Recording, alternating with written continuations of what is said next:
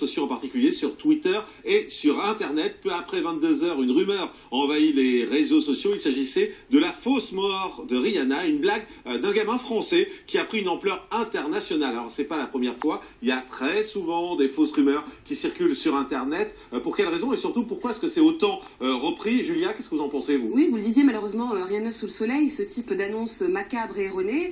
On les connaissait déjà, rappelez-vous, en 1987, la grande comédienne Isabelle Adjani, obligée de venir se justifier, tout le monde la disait malade, du au 20h de TF1 avec Bruno Mazur. Au 20h de TF1 de Bruno Mazur, effectivement, et obligée de venir justifier de son état de santé, de dire que tout allait bien. Donc je pense que fondamentalement, en fait, les réseaux sociaux ne font qu'amplifier ces rumeurs complètement débiles. Marie. Moi, je comprends pas, voilà, que d'un petit tweet, des sites à peu près sérieux, avec de vraies rédactions, puissent relayer cette info. Et alors, il faut leur expliquer à ces journalistes, s'ils nous regardent, qu'il y a un site qui s'appelle l'AFP et qui est assez fiable. Voilà. Mathieu?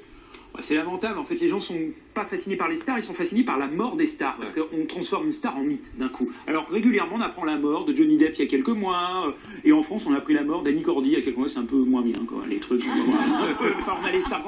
Mais voilà, vous allez sur Google, vous tapez fausse rumeur de mort, et vous avez 80 noms en 3 mois. Mais c'est quoi l'intérêt de balancer une fausse rumeur comme ça? Ça amuse quelqu'un, c'est un côté mégalo, parce qu'il se dit je vais mettre une connerie, puis tout le monde va en parler, c'est tout, et en général c'est un môme un peu perdu qui s'en dit, voilà. Voilà, un égo trip. Un égo trip. Ah, je ne sais pas ça. Alina, comment va votre égo trip? Ah bah, le mien va très bien, mais je pense surtout qu'en France, on est au top des journalistes qui vérifient leurs sources.